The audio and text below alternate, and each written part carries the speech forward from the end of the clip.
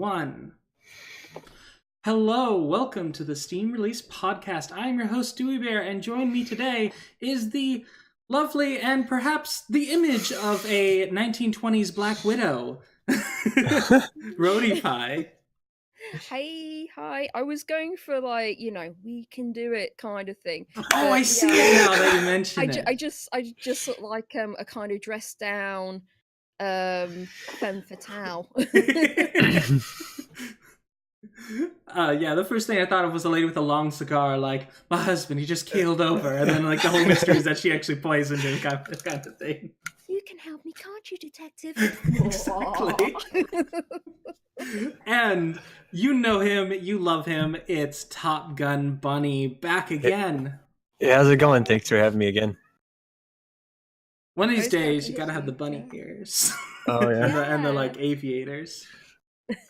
Actually, I already have the aviators. When I first started streaming, I wore a costume, so... Oh, yeah, costume streaming. Here it is. I feel like most people I know who do costume streaming, eventually they kind of tone it down and become... Not Rhodey. Less so. Yeah, no, Rhodey has been faithful. So, absolutely, Rhodey has been faithful to that. So...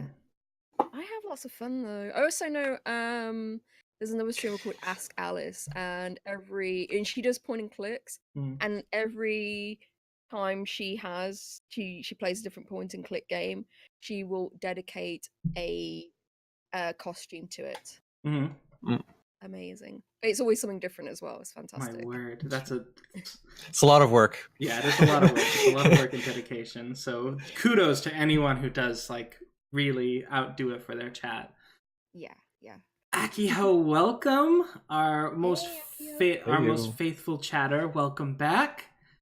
And so introductions. With introductions through, we'll just start with Roadie Pie. What did you play this last week? I'm very curious. Wow, oh man, I've just been playing puzzle games because I've been looking through games that I started.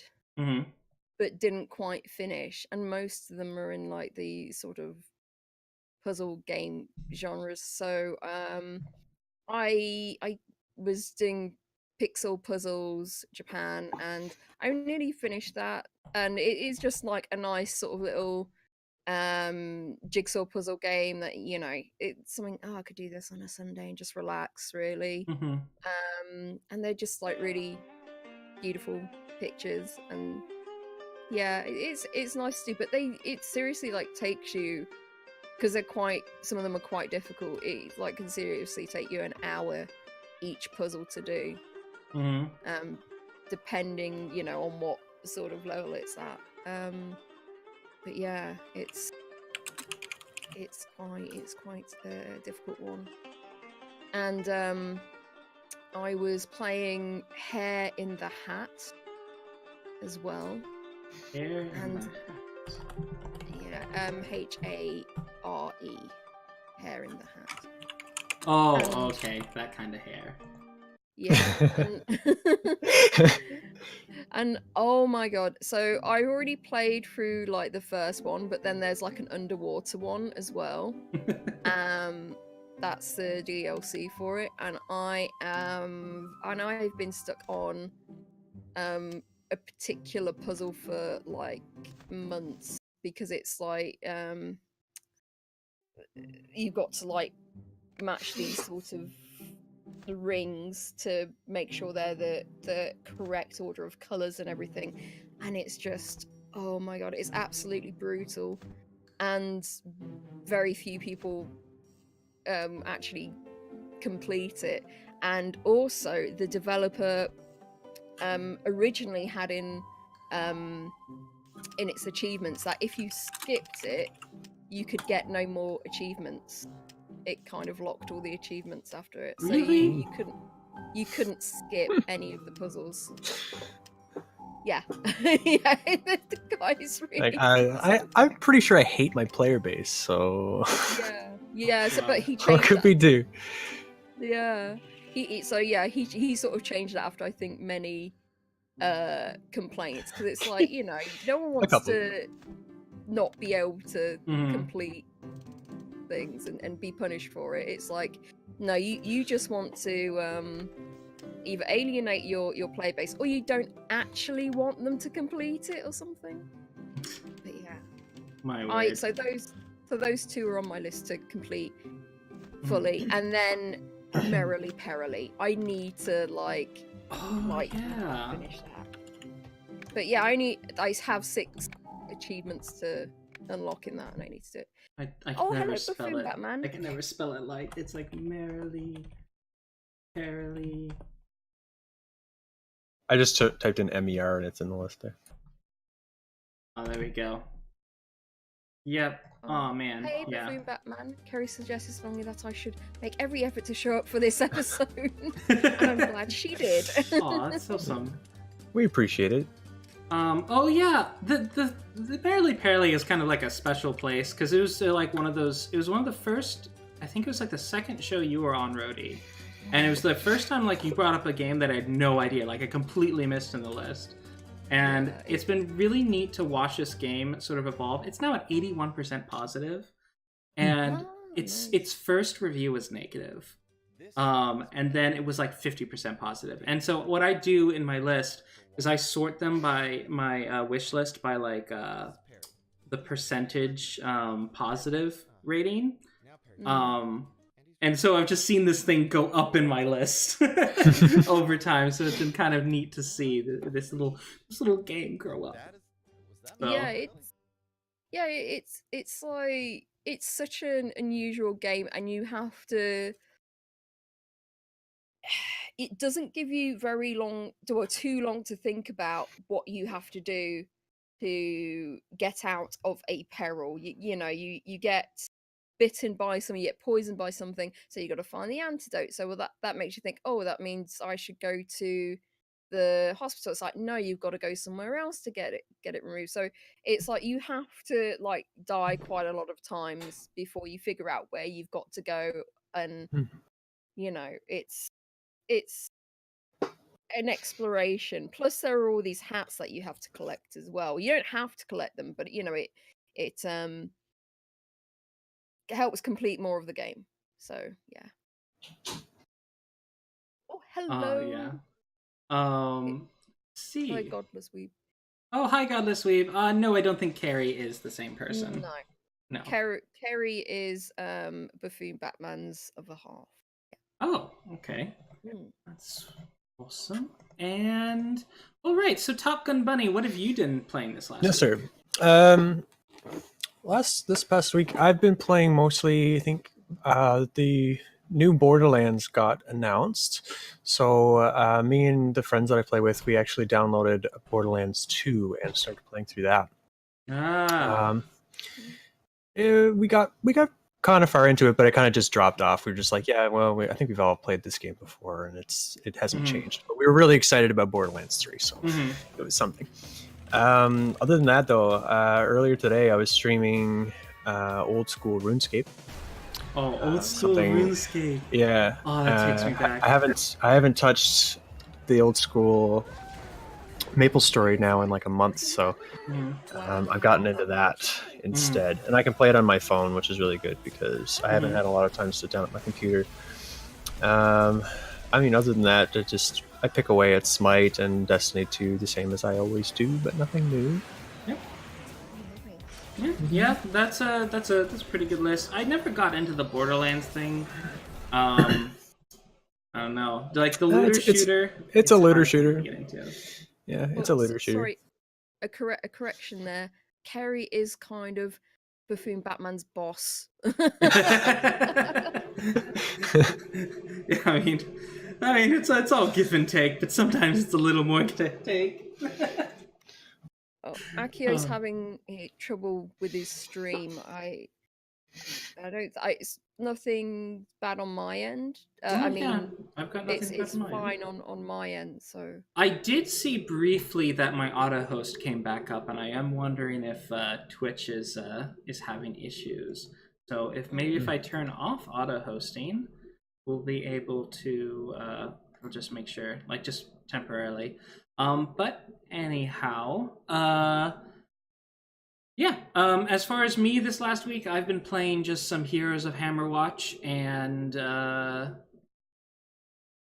just more Heroes of Hammerwatch, and I've shown you guys that game. So, but yeah, it's a blast. I'm having so much fun in it. It's just a really, really good game. So, did you finish that game yet? We finished the first one. Now there's the expansion, which we're nowhere near getting done. Oh, okay. Nowhere near. So it's going to be a long time because we still have to survive the lasers, cool. And it's really hard to survive lasers. But my word, it is a blast of a game. Definitely recommend. You will get many, many, many hours worth out of it. If you're in the mood for kind of a roguelike, top-down, bullet hell-esque type game. Yeah, so... and with that, I think we're ready for some honorable mentions.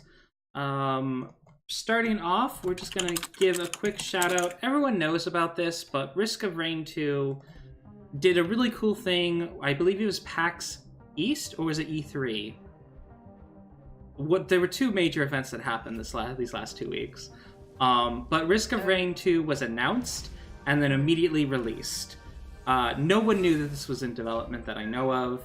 And if you know, Risk of Rain 1 was a 2D shooter where basically the game gets harder the longer you're playing.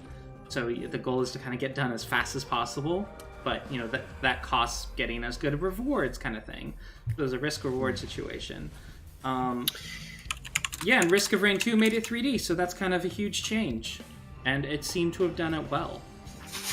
Yeah, I was going to say, like, it sounded familiar, but I didn't remember, when I pulled it up, I don't remember seeing anything like this before, so that's the difference. This one's 3D, and the one I have, it's not 3D. Yep. Yeah.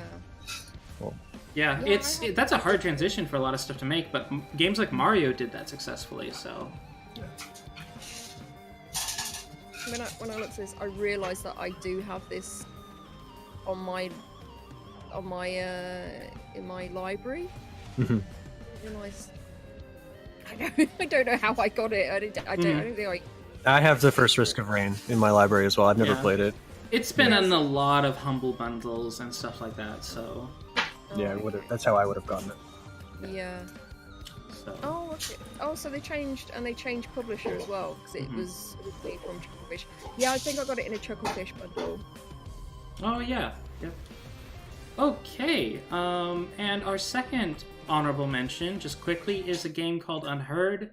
This one has also gotten a lot of publicity, because it's a game where you're basically trying to reconstruct a crime by just hearing all the audio in all the different rooms and trying to figure out what is relevant information, what's not relevant information. Yeah. This is my kind of game. Yeah? Oh, my. Yeah, because, you know, I love mysteries. I love, like, detective, like, mysteries, those kind of games. But I think I would struggle distinguishing voices. Maybe... I would like to play this on stream and to have help from the people in the chat saying, yeah, no, that is a different person's voice, or so but yeah, it's really cheap as well. It's like £5.19. Yeah. Oh my word! It's clearly gotten its success. It's like 4,000 reviews positive, so it does seem to be a very niche game at the same time. But you know what? This if you're into kind of mystery and and feeling like you're an FBI or an NSA agent listening in on everyone, this might be your game. It's kind of cool. What do you think, Topgunbunny? I'd like to play it, or at least I'd like to watch it played. I don't know if I would want to play it myself, but it seems really cool. Yeah. How long has this one been out? Is this a new release or? Yeah, brand new, March 28th. Wow. I think I'm gonna add it to my wish list anyway. Yeah, it's on my wish list. Yeah. So as soon as Brody streams it, I'm sure a lot of people will want to check that out. So, if anything, for the laughs of no, Brody, that's a different person. Yeah, it'll be amazing. Yes, I have the solution. I know who did it, and they'll say that's 3 different people you've got there. And I was like, oh, okay. Kind of reminds me of that Dr. Decker game that I watched you play. Oh yeah. That was such a fun game. Played it completely wrong, but it was it was fun to do.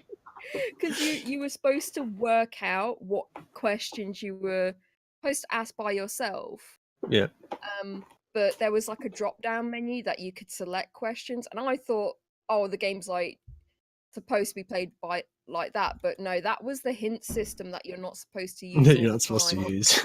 So, but we decided that it was too much of a hassle to think of loads of questions. So I mean, sometimes when you're streaming too, it's to keep the momentum, the hint system good is there. But that's the problem with those kind of mechanics. It's like there are like certain basic questions that you can ask, and then from that, more sort of basic questions you can ask. But if it's like completely out there, which is what the game kind of sort of hints at in the story, you're not gonna be able to like ask those sort of questions. It's kind of, you know, it's meant to completely stump you.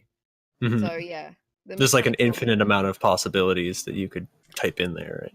Yeah. And basically, you just, the more you type in there, you're getting the exact same response back from the person. Just like, no, absolutely not. No, absolutely not. It's the exact same video and audio you hear over and over and over again. So. Oh, exactly. Yeah. I don't know. Yeah. I'm for the hint system. I like the hint system. Yeah. Yeah. Alrighty, and our final recommendation is a game. Well, not a recommendation, but an honorable mention. Photographs. So, a narrative tragedy puzzle game from April 3rd, 2019. And it's pixel art. Why didn't I see this? So it's like you go through this story and you'll get pieces of a photograph. So the pieces of a photograph will eventually make a complete story, and I think there's like 5 stories that you have to like explore through. So it's like the more you explore through something, the more parts of the photograph you get to make a complete picture. But I mean, I don't know how long it is altogether, but it's 20% off now, so it's £7.43.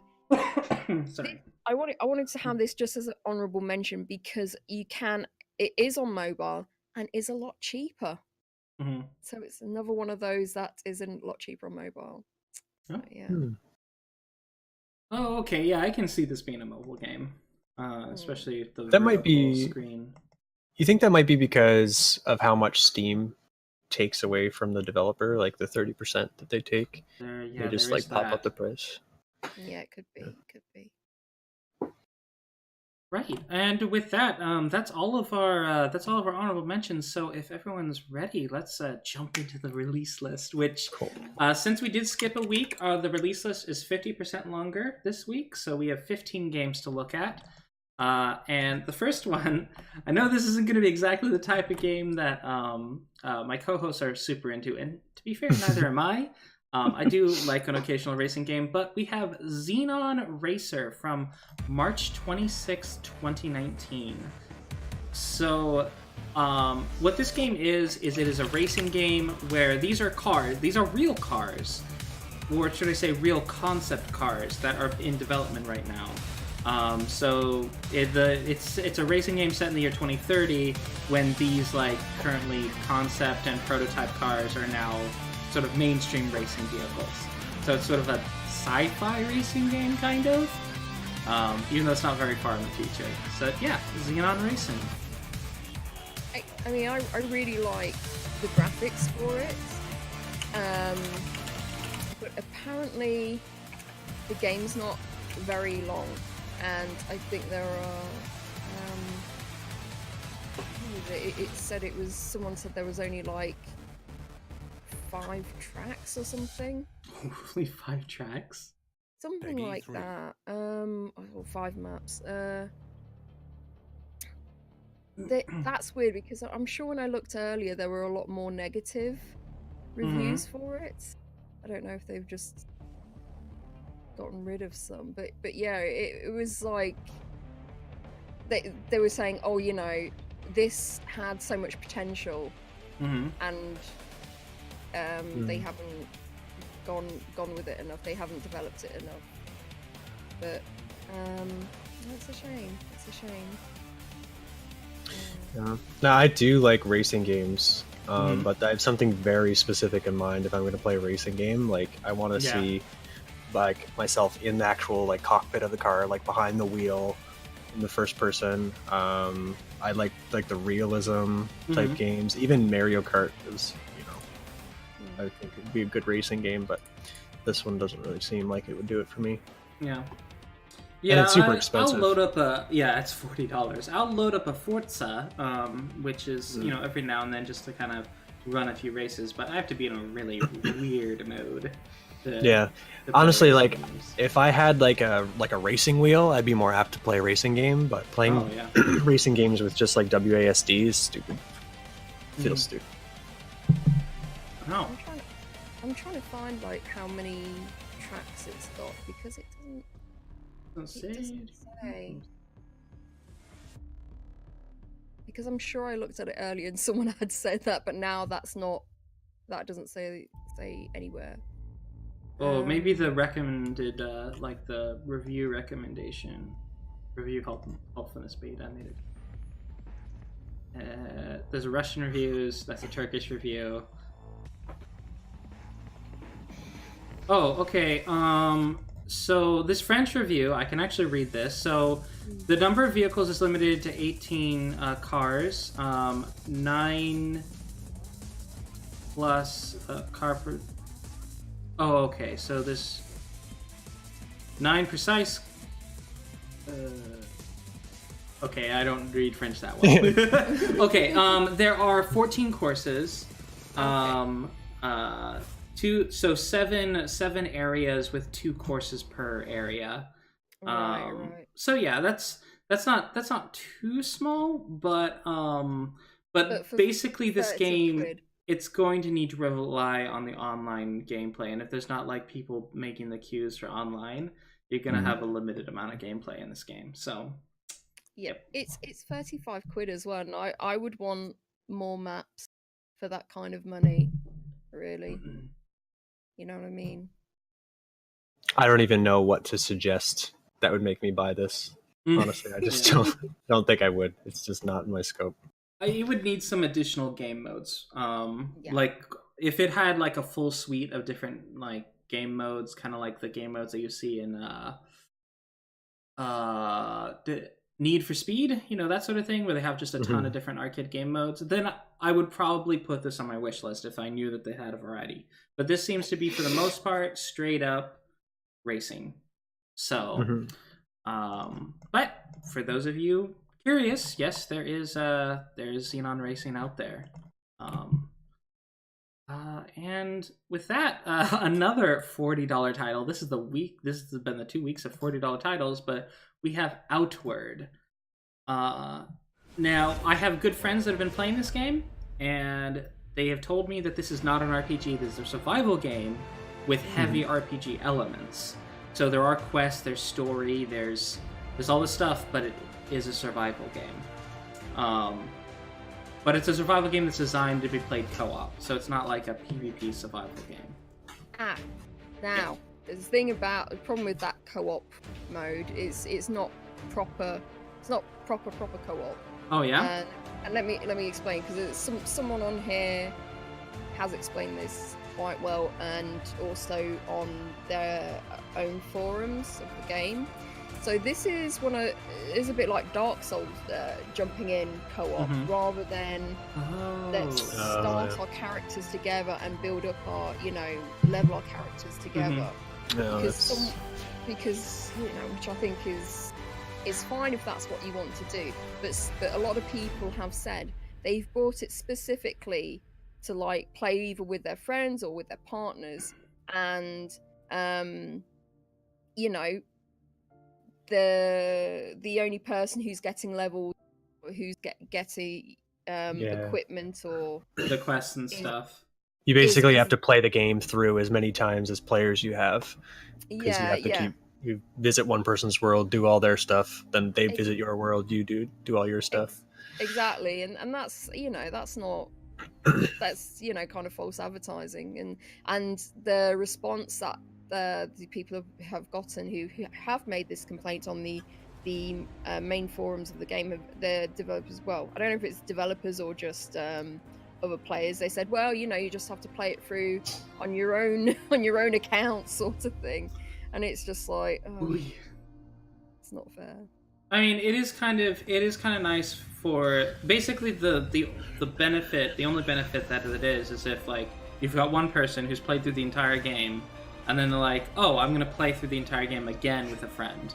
But that's kind of limited when it comes. That's pretty limiting for actual co-op. So that would probably be the most efficient way to do co-op.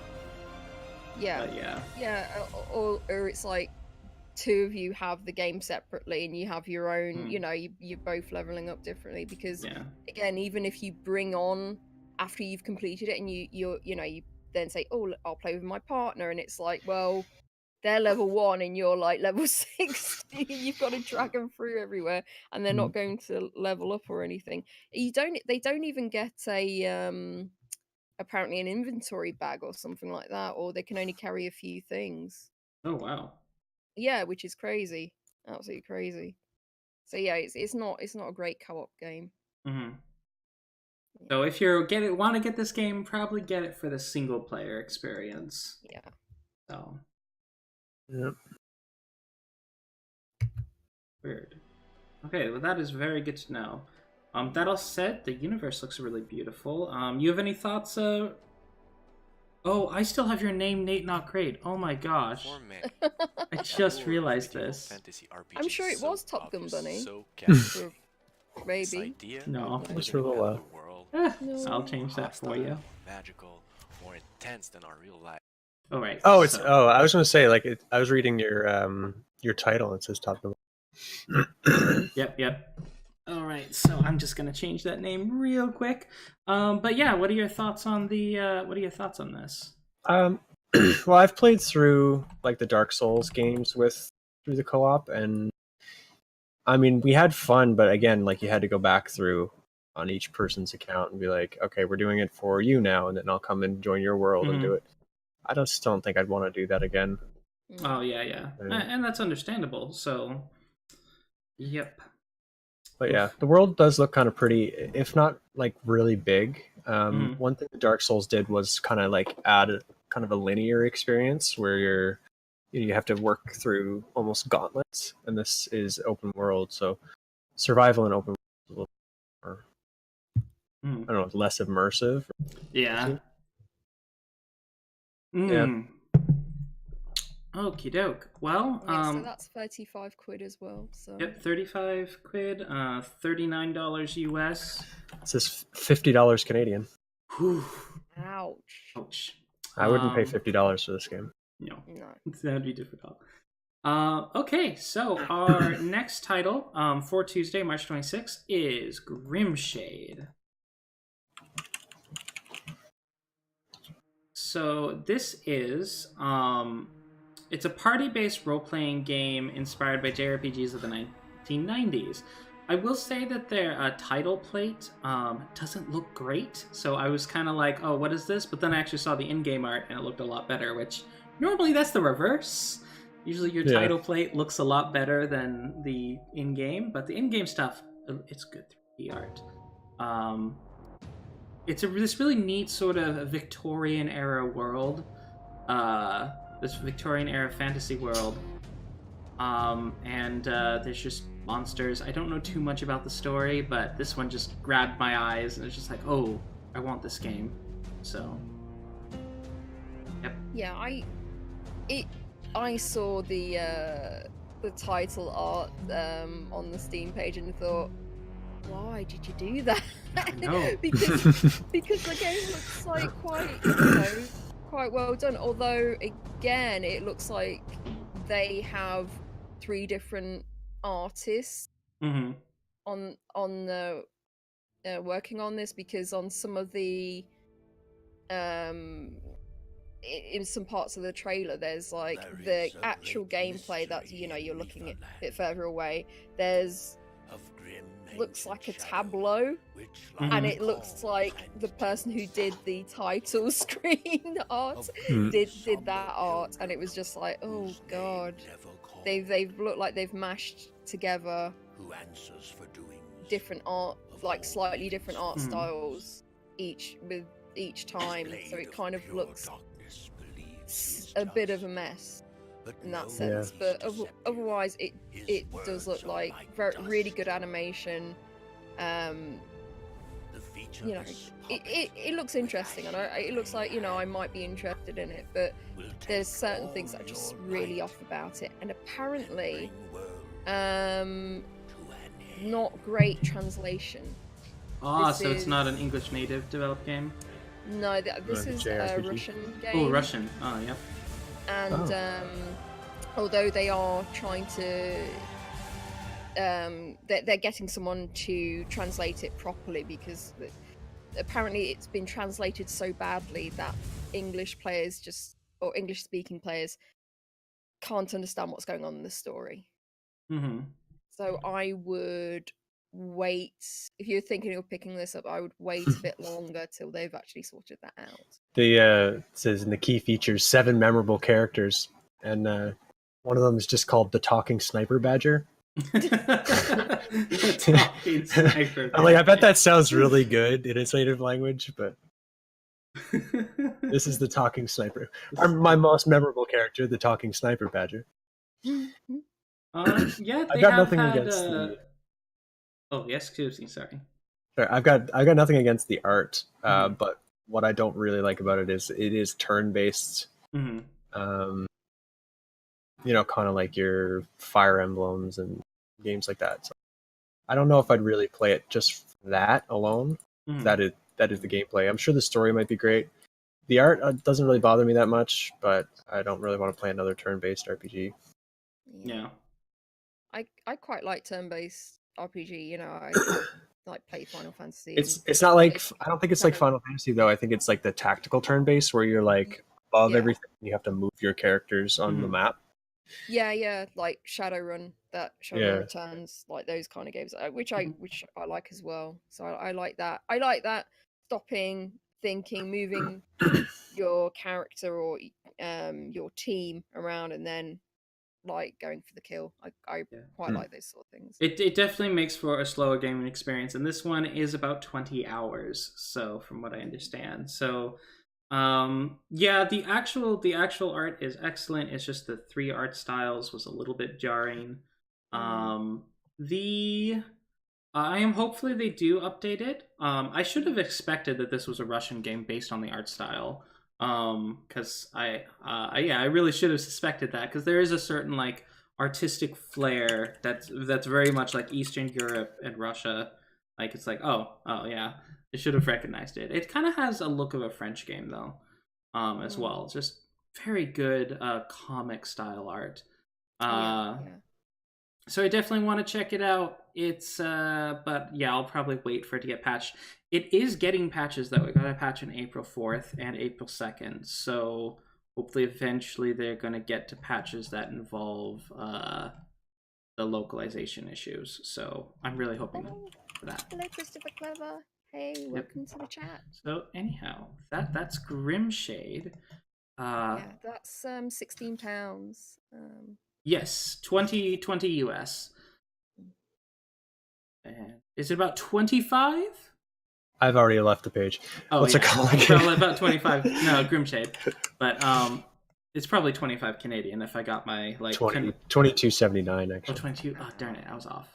Anyhow, all right. So next title is Where the Bees Make Honey. Yeah, this is. I like this one. Yeah, this is like one that hi. I saw highlighted on a few channels, but it's that sort of like nice narrative game with puzzles and I'm surprised it's not been picked up like more by other people, because there's only like 4 reviews right now.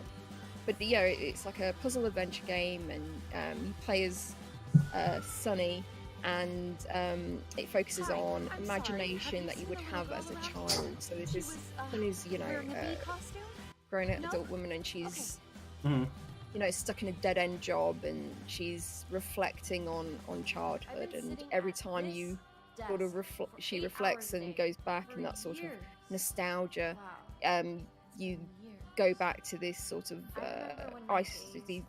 these puzzle games, these wonderful different puzzle games. So it's really beautiful. I really love the art style and everything.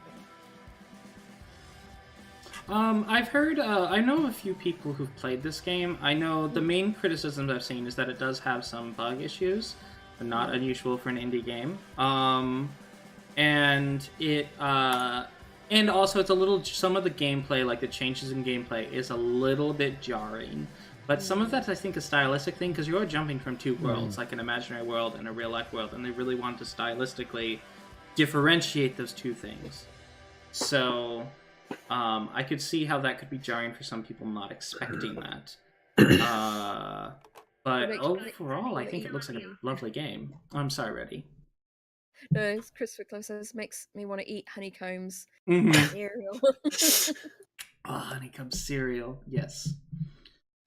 Yeah, it looks really interesting to me. I kind of like it. The art style is great. The storytelling, I bet, is top notch. I really like those existential adult versus child kind of, I don't know, things that kind of screw you up when you're playing it. yeah, absolutely. Yeah, it's sort of like psychological. Yeah, philosophical type games. I feel like every adult has that moment when they look back and go like, man, how I wish I spent my time as a child better, kind of thing. Yeah. So, but yeah, this I'll add it to my wish list for sure. Yeah, this is going on my wish list for sure. So it's £7.19, but it seems like the gameplay is like an hour and a half to 2 hours. It doesn't seem very long. That's the only issue. Other than it needs to clean up its bugs, basically. Oh yeah. It may be a little bit short. Yeah. And yeah, Godless Weed mentioned up that it has an indie film feel rather than an indie game feel, which I can see that. Definitely feels like one of those contemplative indie films from like Lionsgate or something. Yeah. Right. Yeah, it's just the camera's all the way down next to your character, and everything is just solar flares. So many flares. Yeah. Sunbursts and definitely made. This looks like what is this, Unreal Engine? I'm not sure. I don't know where to find that out. But anyhow, our next title is from Thursday, March 28th. It is Warparty. Which no, streamer. Okay. It's 2 words. Yep. So this is basically, if you're wondering what it is, it's Warcraft 3. From what I can tell, it's that sort of RTS gameplay, but it's set in a fantasy, like fantasy Stone Age. So yeah. Yeah, with dinosaurs, it seems. Yes. Yeah, I used to play like Warcraft 3 and Starcraft and games like that, but I haven't played any games like that for a long while. I used to like Spellforce as well. I don't know, because I suppose it's not really for me anymore, but it seems like it's getting like very positive and mostly positive reviews, so I'm gonna trust those people that are given their reviews and say, yeah, this is probably, if you're into that sort of thing, you should pick this up. Yeah, like I played Warcraft and Starcraft and stuff like that, and if I had the urge to play this game, I would likely just go play those. Yeah. Yeah, I feel you on that. I hate RTS. I've only played a lot of RTS because I have friends and family that like RTS. I hate RTS. I'm not very good at it for sure. Oh yeah, I absolutely suck at it, and I kind of low-key hate it. But I can definitely appreciate a good RTS as opposed to a bad one. And this one, at the very least, looks like it meets a lot of the requirements. There is some low animations. I don't think it's low frame rate. I think it's just a lack of sprites in the animations. So I do think there's some of that. The same issue was seen with Grimshade, but Grimshade's on my wish list. So I don't terribly mind it when there's a low frame count. I mean, a low animation count. But yeah, it might help it perform better when you have hundreds of characters on screen. Anyhow, that's Warparty. It's $25 US. Yeah, so this has 3 very unique factions. Campaign has each faction. Ranked custom games, King of the Hill game mode, survival mode with leadership board, map objectives, shrines and neutral dinos, global abilities like god powers, good spectator mode, dedicated servers, in-game graphical wiki, large variety of upgrades. So yeah, if you're into these games, this is. It does seem like a cookie cutter RTS. Yeah, yeah, it definitely. Oh, I looked at it and immediately was like, "Oh, I know what this is doing. I know what that is doing," and you can just kind of tell. Yeah. It wouldn't take you very long to learn how to play the game, I don't think. Yeah. If you had any experience at all in real-time strategy. Yep. Yeah, balance and AI make or break an RTS. Yeah, absolutely. There's always been when I played StarCraft or Warcraft 3, there was always that one map where you're defending the tower, and if you're not so quick like I am, it's just completely overwhelming, and it's just so difficult to get through. I think when I played was it StarCraft 3 maybe, it's like I couldn't get complete the game because of that. It was just So yeah, like what Buffoon Batman is saying it too. Balance and AI makes or breaks an RTS. Once you really get into an RTS, and you start being able to micromanage your army a little bit better, those things can really slow you down and start to get pretty upsetting pretty quickly. Yeah. This actually reminds me, I just had a random reminder from this game of there's an MMO in development called Erectus. Weird name. It's about Homo erectus, which was unfortunate name. It was an erect.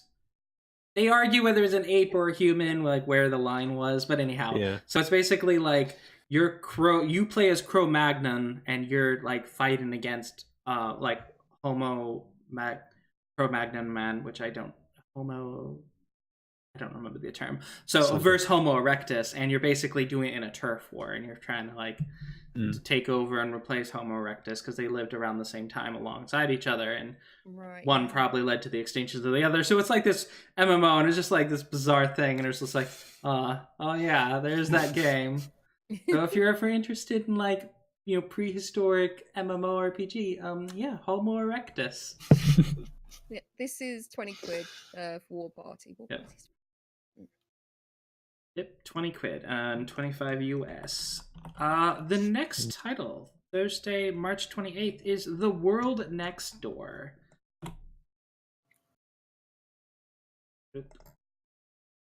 Okay. I know some people who'd be really into this. Oh, yeah. Again, I know some people who've been playing this game, and the primary criticism I see is that it is really easy. It's not a difficult game. It's not that it's lacking in content, it's just really easy to beat the content that is there. But the story I hear is very good. It's got this cool style and narration. But yeah, it's just the difficulty needs to be tuned a little bit. Yeah, it's one of those. It almost looks like Monster Prom to me. Oh, it does. Yeah, it's got like the same. I think it's kind of aimed at the same type of customer or consumer, but yeah, I would say that they probably started with their story bits and their character development, and then they were like, "How can we make this game longer? I guess we'll add puzzles." Right? Yeah. Rather than them being like a puzzle game creator and then trying to put a story around it, which would lead to that being very easy. I think with those kind of, match-free kind of puzzle games, they kind of make them sort of easy-ish, so you kind of get addicted to them, so you continuously play them. But yeah, I can see this site being quite fun, and it does have that sort of visual novel kind of look to it that I really like. I think honestly this could have just been a visual novel and it would have been fine. Like it's definitely it would be like in the top tier of visual novels. Yeah. Like just based on the art style. Yeah. So yeah, I don't know. I might pick this up. Because I think there's always that problem with, especially with narrative games, like heavy narrative games, and then they try to add action to it. It's sometimes it can be quite jarring. So it's like how do you get the two to work properly? You know what I mean? Because some people, when they choose a very narrative game, they just want to, like, they're just there for the story. And then if you make it too difficult, oh, I was only here for the story, I was enjoying the story, and you now made this too hard for me. So That's probably why it's as easy as it is. Yeah. I'm gonna add this to my wish list. Although it's $11.69, I'd probably get it when it was in the sale. But it's 15 US. I don't think I'll get this, but I'll probably wait to see you see it, and if the story is really good, I'll get it. Homestuck trash. Yeah, no, it's not like, I know people who would be really into this, but it's not my thing. I was never really into the Homestuck or the OC teenagers who are also half monster. It's just not me. I saw so much of that, but I had no idea about it because I wasn't really into web comics at the time. So I was just like, this is some TV series or something? I didn't know. Yeah. No, it's like it's a subculture, and there's a lot of games that have popped out because of stuff like that. So I got Hive Swap, and now absolutely love it. But I didn't get into the Homestuck thing. Homestuck thing, but I love Hive Swap. So if you're into Homestuck, definitely get Hive Swap as well. You like Homestuck and erotic fan fiction? This is definitely Okay, on that note, we have another title for Thursday, March 28th. This is Tanzia. Now, Tanzia I've been following for a really long time, actually. It is basically, in essence, it's a single-player MMO. You're going to do a lot of the things that you would do in a very fleshed-out MMO, so like, there's story, there's quests, there's crafting, there's raids, all that sort of stuff, but it's all single-player. So it's just sort of a single-player world. It very much feels like you're in an MMO. But there is an end. Like, you complete the storyline and you get to the ending. I don't know how satisfying the ending is, but I do know a lot of people who played this and really enjoyed it when it was in early access, and it's finally out. So, yep, that's Tanzia. Yeah, I can see that. I quite like that idea of it's a bit like an MMO, but it's single player, because that kind of reminds me of like dot hack or games that is similar to that. I'd have to see someone else play it a bit first to see where to get the flavor of it, to see whether I really enjoy it or not. But yeah, I do like that idea, and there's also some bits that look really like World of Warcraft. Oh yeah, the art style is 100% World of Warcraft. It's just World of Warcraft, Yeah.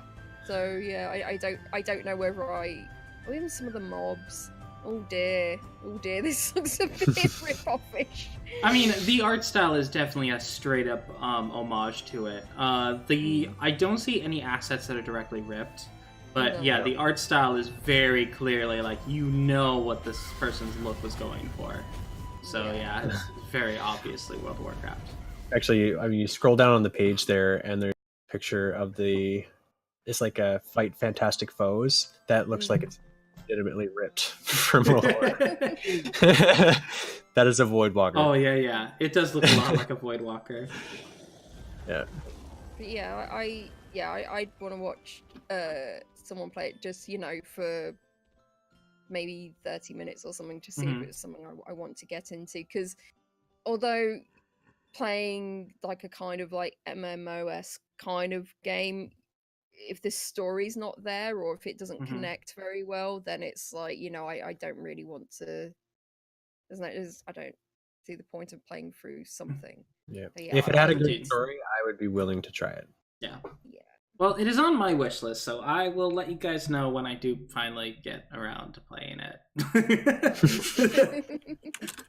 But yeah, that it is going for $20. So £15.49 here. So $21.99 Canadian. How long is it? How many hours? Last I checked, with people I knew playing it, it was about 20 hours if you just did like kind of the main story. I know someone who did speed run in 8 hours. Yeah, they said moderate duration. It takes 6 to 8 hours to explore everything, complete most quests, and get all the best equipment in the game. Oh wow! So it varies. Oh, damn. I suppose. Yeah. I guess it varies, like... Yeah, probably. It probably varies a bit depending on, like, what you go through. Because I know people who played this game and they skipped all the quests. Like, they just did the quest, skipped all the quest text, and it's just like, okay. So you played it like it's a multiplayer MMO? Yeah. Okay. Yeah. I would be guilty of that. Yeah.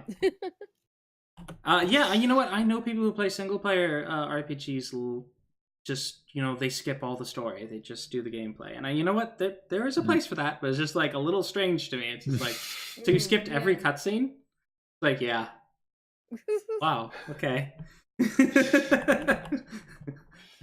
Anyhow, our next title is Tuesday, April 2nd. We had no April 1st games, so no like April 1st. Although Rhodey is storing up something for me, I think. Oh yeah. So we have Bow to Blood, Last Captain Standing. So looking at this, from what I can tell, it's like a sort of a crew gameplay where you have to like manage an entire crew of people.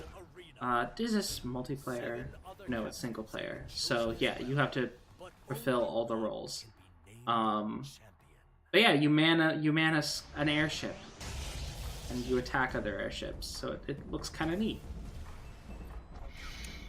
I quite like the artwork, and I like the idea of you're selecting your crew, and you've got to kind of manage them and everything. But this would have been so much better if this was multiplayer, and you could, you maybe you're the captain, and your friends like man the ship, do different roles. That would have been amazing. I think that was my immediate thought when I saw it. It was like, oh, is this multiplayer? And I was like, oh, not. Yeah, it's a shame. Yeah, you're basically just sitting at the captain's wheel, and then you have your radial menu that you can get your crew to do different things while you're steer. Yep. Yeah. So much of the screen is taken up by just your ship. I mean, it needs to be, because you need to see where everyone is and what's going on. But I do give them kudos to the fact that even though there is that limitation where you're just kind of sitting on the deck and you're not really getting to walk around and explore the world, it's still like they did such a good job on the artwork that you're still kind of like enjoying the world around you while you're sailing through the skies. So that kudos to that. This is not going on my wish list because it's definitely not in the genre that I would enjoy. I would be stressed out doing this so much. Yeah. But I know people who like that sort of punishment. Yeah. I would have recommended this to a lot of people I know if it was multiplayer. And maybe maybe down the they might incorporate that. I don't know. So it's one to keep an eye on, I think. But yeah, it's 10% off now, and it's $13.94. So not too bad. Not too bad. Yeah, and this is the first game by Tribe Toy. It's going to $18. Yeah. Excuse me. Well, at least the first game on which it actually has VR support too. Neat. Yeah, it does have optional VR support. Yeah. Oh, cool. That would make it pretty cool, I think, if you're playing in VR. Yeah. Okay. With that, we can go to our next title. On Thursday, April 4th, we have the game Islanders. Hey there, I'm Friedemann from Grizzly Games, and this is our new game Islanders. Oh, they've got like we want to make sure you can direct. They've got developer narrative. Okay. Yeah, I'm really into the direct developer narrative here. He's just letting everybody know. He's like, hey, I know you're gonna watch, so I'm just gonna tell you what it is because it's not really that self-explanatory. But yeah, this is sort of like think of those those cancerous browser games where you are building a city and they try to leech you for all the money. It's just in this case you pay once a simple $5 and you get to do all the city building you want. It's like Clash of Clans, but you only have to give them $6. Yeah. I think this is quite interesting because it's like, you're building on an island which has its own set of problems. You know what I mean? It's like sense of space and which you easily run out of. But yeah, I quite like city builders, so I think this would, I might enjoy this. I would sit down for an hour or two and play that, but yeah, and it's not that expensive, so. At its core, it's a minimalist strategy game about building. Yeah, it's 10% off right got now. a really nice, just sort of Unity aesthetic to it as well. Very simplistic, but it makes it easy to kind of put yourself in the world. Just looking at the other game there by Grizzly Games, Superflight. And they also have another narrative. That's right, yeah. This like the is guy's just there saying, hey, this is what we did. I guess that's just their style. Yeah. Oh, this actually looks really fun. It is actually pretty neat, yeah. Overwhelmingly positive reviews on Superflight, so. Oh, dang. Wow. It's really pretty. I may have to put Superflight on my wish list. Yeah, I did. Atmospheric, relaxing game, yeah. Yeah. Get points for going through tunnels. I'm putting Islanders on my wish list, but I would want to, again, with one of these, I'd want to watch someone play it for maybe half an hour just to see, what it is you have to do, what you're limited to do, and because it just looks very interesting. And there's a score system as well. It's like whenever you put something down or you build something, there's like there is a wrong way to build the city. Oh yeah, for sure. Yeah. Oh, but this kind of oh man, I am tempted to put it on my wish list because this is sort of game that would give you a degree of satisfaction. Like when you do it right, it's like, oh, I figured it out. Oh man, that would be really satisfying. But yeah, it's only like 10% off now. It's only £4.31. Yeah. So that's. I mean, yeah, you can get this game even when it's not on sale. Yeah. So, yep, it's just very pretty, very very nice. And I hope they've got a lot of different islands to choose from. They're probably procedurally generated. Would be my guess, but yeah. It's. Oh, sorry. It's they've got like 440 reviews right now, and 97% of them are positive. Oh yeah. Right. Yeah. They got it very very good. So, our next title is Duke of Defense. Also on April 4th, Thursday, April 4th. This is a tower defense pixel art game where you also have like a little hero. So it reminds me of Age of Heads, I think, or something like that. They've got just straight up references to Adventure Time. Interesting. So yeah, it's a Duke of Defense. If you're into tower defense games, and pixel art. So with a storyline, which is something that tower defense games don't normally have. Yeah, when they do, that's when I'm really into them. Is when they have a storyline. Looks like you can ride on a deer or skate on a deer. It's interesting. I mean, the tower defense games aren't really my thing, but I know a lot of people play them, so I hope people will give this a try if they're into these kind of games. But it's 40% off right now, so it's only £6.83. So that's Yep, $8.99 US. Only got 8 reviews, but they look to be all positive. Yeah, it's local multiplayer, local co-op. So yeah, you can play with friends. Oh, that's very good. Yeah, that is really nice. I don't know how many. Is it just just co-op? No, that sounds fun. Yep. This one is definitely on my wish list because I have a thing for these sorts of games, and this one looks like it could be a new one to add to my repertoire. It's kind of hard to stream tower defense games though, because I play them in kind of an OCD way where I try to like follow a specific pattern and make up rules for myself to follow that pattern, because I'm trying to find like the pattern that is the way to beat the game. Right. And yeah, that's often not the most efficient way, and people are like, no, you got to do this, do it this way, and it's just like, no, I have a pattern going. I must do the pattern. This is another reason why I'm terrible at RTS, is because I try to establish a pattern. Because I have 5 melee units, I must have 5 ranged units. They must go together. It's really bad. Yeah. Okay. Yeah, there must be some sort of mathematical sequence to it all. Like either I have a certain ratio for every 3 of these, I have 2 of these. There has to be a ratio. And if there's not a ratio, I just like, how do I know what to do? So how do I know when I need to replenish?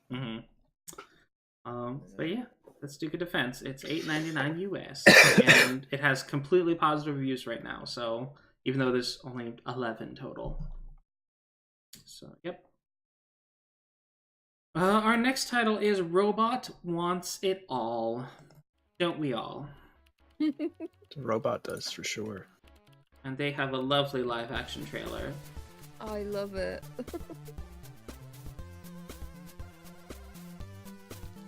Oh, they know what the internet likes. My word. Cats, yeah. Oh, this looks so sweet. Yeah, I really like this. I don't know if it's going to go on my wish list because I don't think it's the type of game that I would promote. They have a ceiling cat, though. There is a ceiling cat, yeah. Yeah. Oh my god. I don't think I would get into this. Oh my god. Oh, my word, it's so cute, though. Yeah, I'm not really into Metroidvania. Sort of platformers or anything like that, but I loved what the dev has done for the trailer. I just love it. I love it. I love it a lot, and I think Godless Weeb would be probably into this game. Just guessing on what I know about him, I feel like he might really like this. Oh my gosh. But yeah, that's a very simple story. The robot just wants stuff, and you have to get that stuff that the robot wants. So robot's gonna get what it wants. Ooh, this is a bit on the pricier side. This is $15.49. Yeah, it's 20 US. $22.79. There's no way in hell. Yeah. There's intense kitty hurling though. Intense kitty hurling action in Robot Wants Puppy. So Yep. You'd give that game to me for free, and I wouldn't play it. Yeah, it's between 4 hours and 20 hours looking at the playtime. So, and you might get the appropriate playtime, but still $20. There's a lot of games I can get for less than $20 that I would jump on. But, yeah, Godless Weeb. Godless Weeb would probably get this game from a Humble Bundle, knowing him. So. All right, but yeah, Robot Wants It All. If you're looking for the next Metroidvania, this might be it. And we're on our last day, Friday, April 5th. There were not any games this weekend that I saw. There was just like after April 5th, it was just like a desert. So I hope sometime next week, good games start to show up, because otherwise next week's not going to be great. Yeah, well, even like the previous week, I think we were talking about it, and there was like not many at all, or there were like a lot of very, very mediocre games, and it was just like, yeah. And you may have noticed a lot of the games this week are also on Nintendo Switch, which Nintendo Switch, by the way, if you guys like indie games, Nintendo Switch is the indie console of this generation, it seems. Although you have to pay $60 for every game. Well, between 40 and 60. Wow. Like, they sell things at a premium at Nintendo. So, but yeah, it is the indie platform, it seems, this year. It used to be like, actually it was Xbox 360 last gen, I think. But now Nintendo Switch is very much leaning into the indie. So almost all the games we've talked about this week, the games that are really worthwhile and interesting, are also on like Nintendo Switch, Xbox One, PS4. So that's been kind of an interesting thing that I've noticed this week. But that aside, Friday, April 5th, we have Supraland, which has quite a cute little trailer talking about the areas of each game. How Supraland is 9 square meters entire game, because you're just this little gummy toy. It's interesting graphically. I quite like the style of it, but I'm really not into those like first person perspectives, really. I don't know, I just find it quite jarring. I don't know. It's not for me. But yeah, I'm not really into. It looks like a puzzle shooter almost kind of game as well. I don't know. I'm not. Yeah, they say a mix between Portal, Zelda, Metroid. That's a fair assumption. That sounds like there's a lot going on there, and maybe not. I don't know how well executed that is. Although it seems to have gotten like a lot of very positive reviews. It seems to be more of a puzzle game than a shooter, but there is definitely some combat involved. So, yep. Yeah. Oh, and there's also a demo. So, you guys are sort of on the fence of whether or not you'd want to play this. There's a free demo that you can try out, and it's 33% off right now. It's £10.37. And out of the 211 reviews, 97 of them are positive. Wow. Yeah, that's a pretty good ratio. My word. So yeah, this was in early access, wasn't it? Yeah, it was. It was in early access.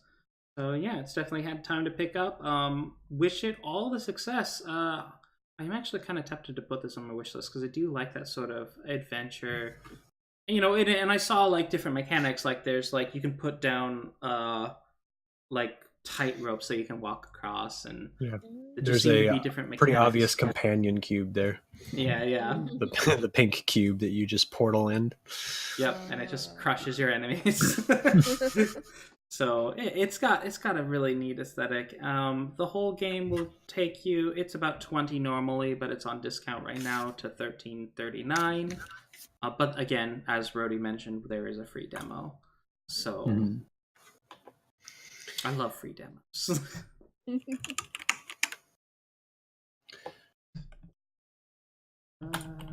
And the next title is EURGAVA, which Tomb of Senza. Is it gonna write EURGAVA? There we go. Oh, that's a series. My word. All right. So yeah, so your days are numbered. End your sickness before you run out of time, and this side scroller beat them up. So this has some pretty good pixel art on sprite work. There aren't a lot of in-between sprites. It's kind of old style in that way. You'll notice that it's kind of like you go here and then here and then here. Like it's very like it's a little jarring, but if you're used to those types of games, you probably wouldn't notice too much. It definitely isn't the most high-tech of animations, but it's pretty cool. What you call it? The actual gameplay doesn't quite look like pixel art. It looks like something else, and it looks like it's done in paint or something almost. Oh, you know what? Yeah, it does kind of. Yeah. Yeah, which I don't like. But when it goes to the story, what am I I can't remember the word now. But yeah, then it goes to proper pixel art, which is quite nice. I'm sorry, I really don't like the gameplay art. Oh yeah. Yeah, it looks for paint art, this is probably the best it's gonna get. So I certainly don't mind it, but yeah, it definitely it's pretty obvious that this was made in paint. Yeah. It's just paint art that clearly took some time to make. So rather than some of the games we see out there. They should have just stuck with the pixel art like they did for the cutscenes. That's the word I was looking for. The cutscenes, yeah. These beautiful pixel art. I don't know why they didn't continue that with the gameplay. They should have done that. Yeah, I think this is a one-person team. Ibrahim Indra Baskara is the developer. But yeah, definitely like having more of a pixel art. He's got 3 games in the series. EURGAVA, Fight for Haria. I was just looking at the other EURGAVA games, and it doesn't look like the same type of gameplay as the others. Oh, yeah, the other one seems to be more like an RPG where you're just kind of like... Oh, yeah, it's like a turn-based combat RPG. And what's the other one? Realms of Sartu? Oh, okay. The other one's a bundle. Okay, so he has 2 games, and each of them have been different from the other. Interesting. So that's where it's mechanically. Same, yeah, with the same name. Yep. So they're probably set in the same universe. Yeah. Well, for sure. Fascinating. Yeah. Yeah. It's 15% off now, so £6.11. Got no user reviews so far, but so yeah. You know what? I might take the dive on this one. I might just do that, just because it intrigues me. It just kind of takes me back to some more old school games. But yeah, it's $8.49, $8.91 if you want to get both the original and the both the prequel and this game as well. And yeah, I guess we can go to our next one, which is Urban Trial Playground. Yeah.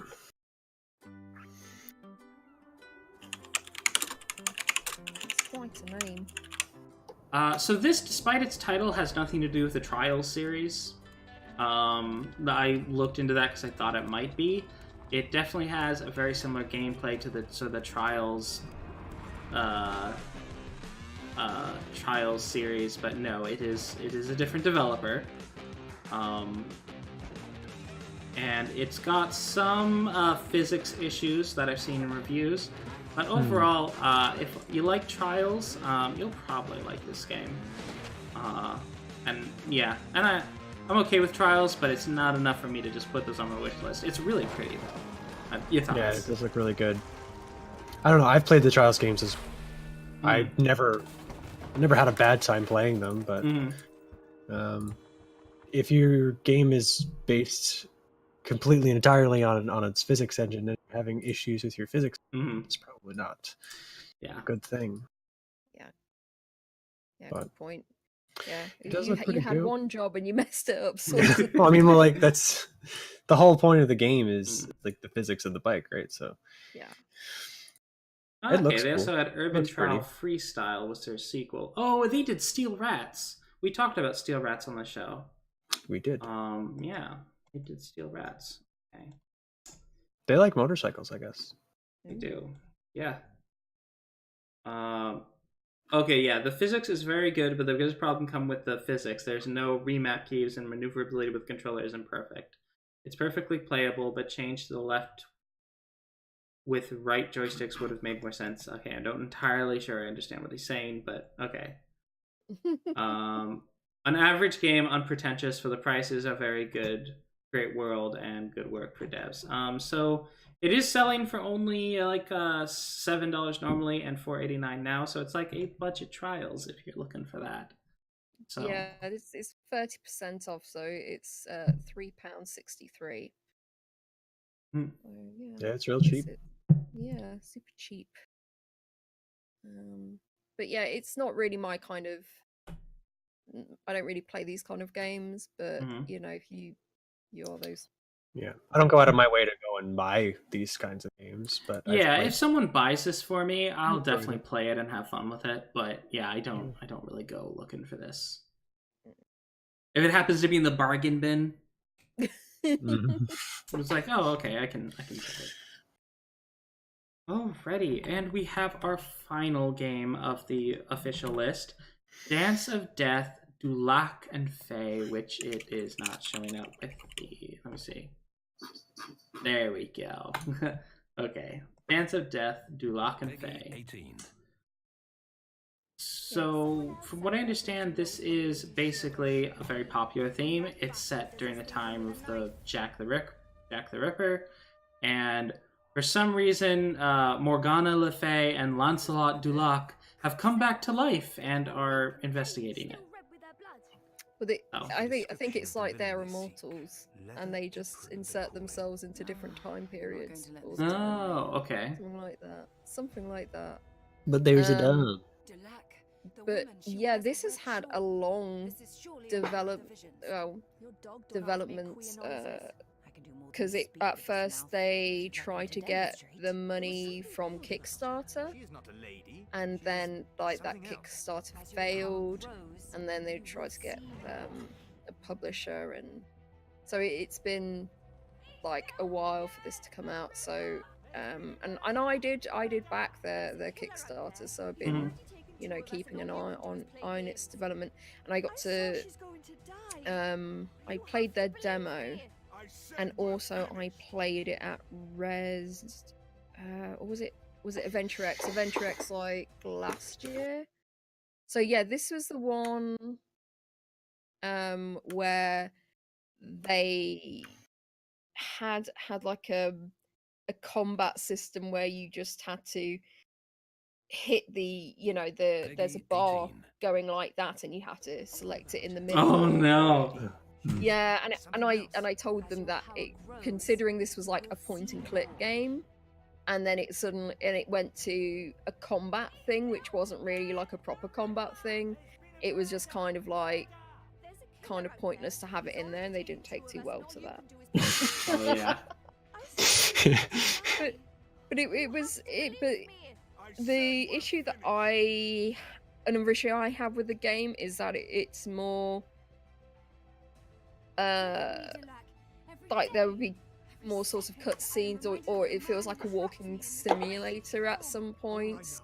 You can talk to people, like talk to NPCs and everything like that, but there doesn't seem to be, from what I have played, and you gotta bear in mind a lot of it was like a demo. It wasn't so strong of a point and click game. It was more like a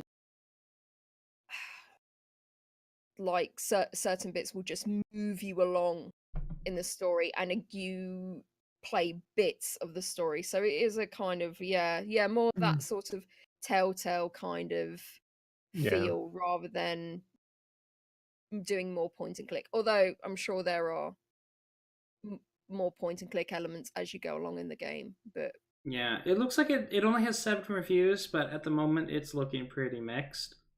12 total reviews. But of the English, it's like half down, half up.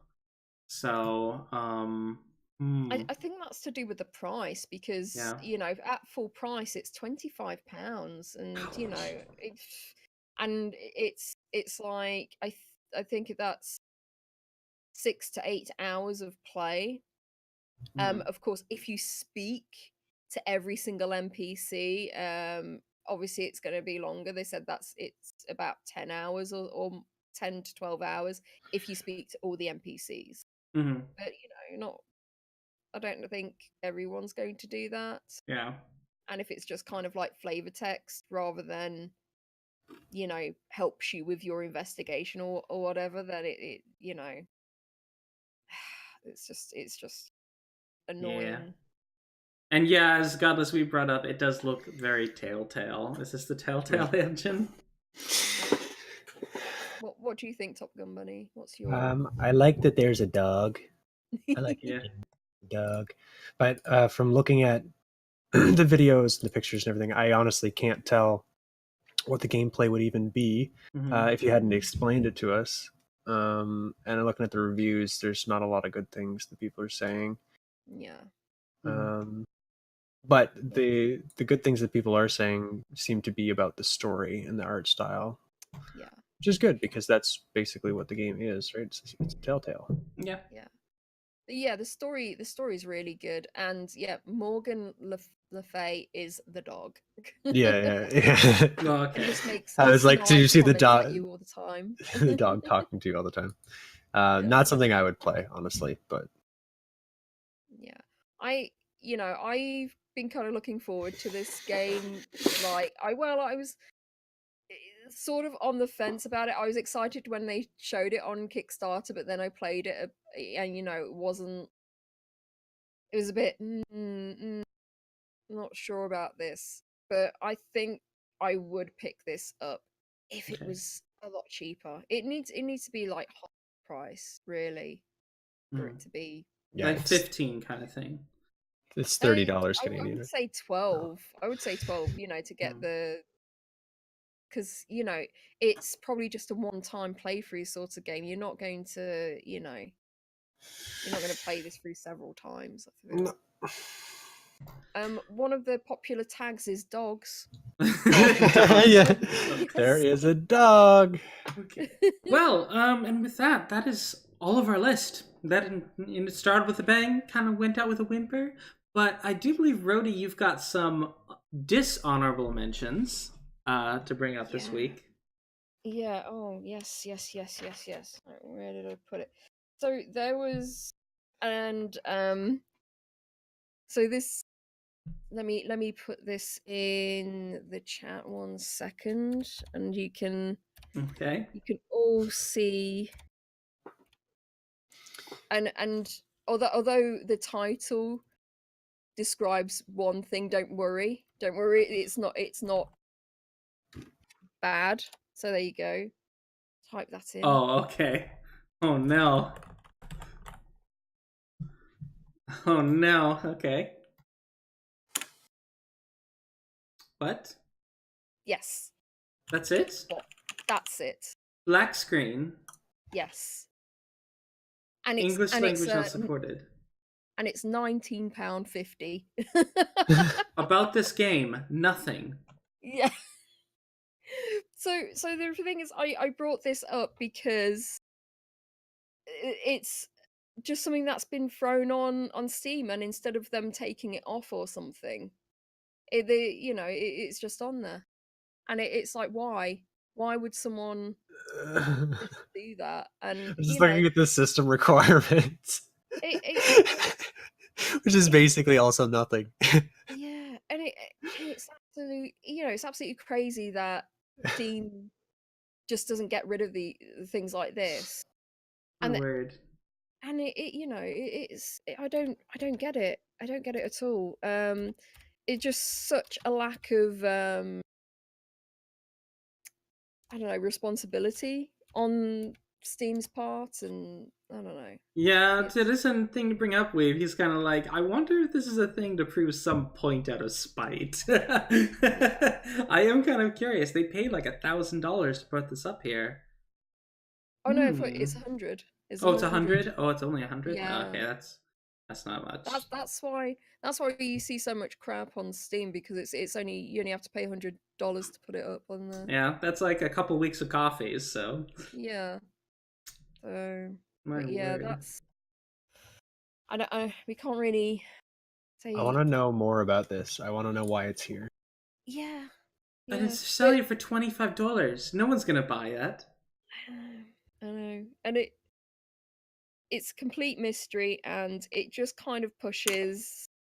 If there were like interesting games, kind of like bumps them off the list, or bumps them, when you're looking through the release list, it's kind of floods it. Yeah, because it's like games like this, well, non-games, and then other ridiculous non-games as well. So it's just pointing out another problem. This, folks, is what I filter through every week. Yeah. This wasn't even April 1st. Do you have any other dishonorable mentions? I did have one, because it kind of looks like someone just throwing a load of assets in there, but it's not particularly like. It's not as offensive as this. No, like just like what? It's not particularly bad or anything. It's just like. I'll put it in the chat. So there's nothing really, really awful about it. It's just like dump a load of assets and give yourself a gun, and that's it. Oh yeah, this one. Yeah, I saw this one. It is kind of. Yeah. I mean, it's only like 79p, but again, it's like. These games taking up space. Oh, you need to bring down the screen a bit. So whoops. Yeah, it's not really a complete thing. It's just kind of, it's you just have a gauntlet and you collect guns and that's it. There's nothing more to it. Oof. Yeah, no, this is not premium gaming content whatsoever. So that's it. So games like this, it's maybe like. Might be your first game, but looking at this guy, he looks like he's put up a lot of those kind of games on there. David Mulder. Yeah. Holy crap. Yeah. So this is. Looks like he's had 2 successes: Smithy and Super Switch. Well, and also not without my poop. Not without my poop. Yes. What? And this is it. I feel like developers like this just throw whatever they can up, see what sticks, see what money they can claw from people. Yeah. So yeah, it's wow. Made incredibly cheaply, and see what you can get back of it. I'm surprised this doesn't have cards or something. So they would make a lot more money from it, and that's how a lot. Oh yeah, card farmers. Yeah. Yeah. I honestly can't. I'm looking up this Lingeries Office thing, and I can't find anything other than its language is in simplified Chinese. Yep, they left no information, so you're just kind of like. Yeah. And then the one negative review is entirely in Chinese. So it's like, I mean, I guess you could drop it into Google Translate and see if you can understand what's put out. But yeah. Oof. Well, with that, there are still great games on Steam. We just went through a list of 15 of them. Well, great might be overstating for some of them, but reasonable games that some people would like to buy. But yeah, it is the whole reason to do this show is really because of this long list of just not worth it titles. And I can definitely see why people are being gravitated towards stuff like Good Old Games and the Epic stores, because you have more of a curated, reliable list of things. But there are still treasures that show up on Steam, and I hope that we got to show you guys some of that this week. So, shameless plugging, Topgunbunny, let everyone know about you. I am a white male. I'm about 6'2". A mustache. I have a pair of aviators within arm's reach. There's not really much else to say about me. All right. I haven't streamed in like 2 weeks, but I did stream earlier today, and I was playing old school RuneScape, which has caught my attention again. Mm-hmm. I don't know, man. Yeah. Find Topgunbunny on Twitch at Topgunbunny. I'm there. He is not Nate the Not Great, even though he had that title over him for like half. Oh, I wouldn't have noticed. And Roadie Pie, what about you? And I haven't streamed for quite some time. And podcast. I've been so tired, and I've just not had. Oh yeah. Just not had the energy to stream. But when I do stream, it's on Tuesdays and Thursdays, 9:30 UK time, and I'm still playing through point and click Victor, but hopefully maybe a couple more sessions and I'll be finished with it, and so that's another one to tick on my complete list. Move on to something else. Yeah. Yep. And as far as me, I am I still have that kind of like spring, still trying to get back into the habit of streaming. There's been a lot of other stresses going on over here, but hopefully that's gonna get resolved. What a sad group we are. Roommates. Yeah, we're all kind of like old and bitter. No. This is I've been doing this for about a year this month. This month is my first streamer birthday. Oh wow, congrats. Yeah. I think I've made about $22. Twitch won't pay that out to me until I've made 100, but yeah. It takes time. Yeah. Yep. Yeah, I'm coming up on my anniversary too. Yeah. So, wow. Anyhow, with that, thank you everyone who showed up and checked out the games. We hope that you found something that you're gonna want to check out. My favorite of the list is definitely Grimshade. What about you, Roadie Pie and Topgunbunny? I would probably say go first. Yeah, I'd probably say Where the Bees Make Honey probably grabbed most of my attention. Islanders also seem pretty cool, but I think that I would play that other game that I looked up by them. Oh yeah, the wingsuit game. Yeah, you know what, that happens sometimes. So you just look up a game and you see the old game, and it's like, oh, I would play this. Yeah, like I like what this person is doing, but I want to see what else they've done. Yeah. Oh. So yeah, it's called Superflight. Superflight. Yep. You might try that. Yeah. I think one of the honorable mentions, or both of them, was actually Unheard. I definitely want to give that a go with an audience. Yeah.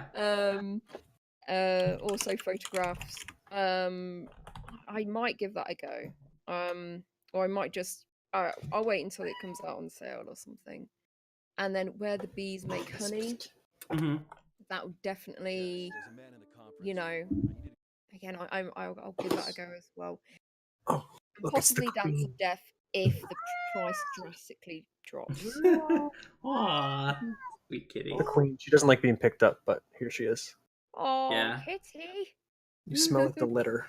We have a really good smelling litter though. We use like this sawdust litter, so she just smells like wood chips. Wood chips. Yeah. But I can tell she's been in there because she smells like wood chips. Yeah. All right, and probably there was a game, Rivals of Aether. It came out quite a long time ago. It's basically a Smash Bros game, but with like, pixel art. Let me get to the gameplay. Yeah, right here. So it's like pixel art Smash Bros. So what they did for April Fools is they released a free game, Dan Forenace, Lovers of Aether, where it's Rivals of Aether, but it's a dating sim. And they basically made all their like different like creature characters into anthropomorphic humans. So it was just really dating simulator. Well, guess what? I was, Oh my God. I was Thank you gonna for this. suggest this one as well, but I didn't. I was like, I don't know. You know, as an honourable mention or add as a joke one, because you know, until you actually play it, you don't know how serious or ridiculous the game is. But yeah, it's good that it's free, and it says psychological horror in one of the tags as well. Animal dating. I like. It's like the fifth picture over. There's a character there named Kane. It's like an orca. That's my favorite. Look at him. Yeah. Look at him. Yeah, the orca guy looks great. Let me see, where is he? Yeah, this is on my wish list. Does it exist? I'm trying to click play game, but it won't load. I'm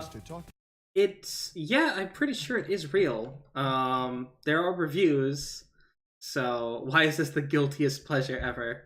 But yeah, so wholesome game. But yeah, so they just did this. Like their core game is just this pixel art battler that actually looks like really fun. But yeah, very popular as well. There's like nearly 5,000 reviews that are very positive. Or Rivals of Aether. So, and that's how I found out about this. So I put this on my wish list, Rivals of Aether, because I saw that April Fool's joke. So it was just a funny little thing that happens. And April 1st, sometimes it brings content, like real content. Something weird and wonderful. Yep. And with, one of the I can't hear it. Sorry, I can't speak because it's yelling in my ear. All right. One of the reviews just says, "I am a furry. I am a furry. I'm a furry." Oh yes, not a furry. I'm not a furry. It is a positive review. Yes. Positive review. I'm not a furry. I'm not a furry. I'm not a furry. So funny. Oh my gosh. Yep. Okay. Yeah, Rivals of Aether is won by a Smash Bros modder. Oh yeah. It's so it's very good. It is a very good Smash Bros type game, and it's just gonna cost you like $15. They have a bunch of DLC though, so you gotta like with new characters and stuff. But anyhow, with that, all that sort of funny stuff out of the way. Thank you again for coming, everyone, and bye. Yeah, thanks for having us. Thanks for having us again. Dropping in. See you. And if you're watching this on YouTube, don't forget to like and subscribe. Yes, like and subscribe. Thank you. Hey, Yes. hey. Yes, thank you very much. And for those of you on Twitch, we're gonna find someone to send you all to enjoy. So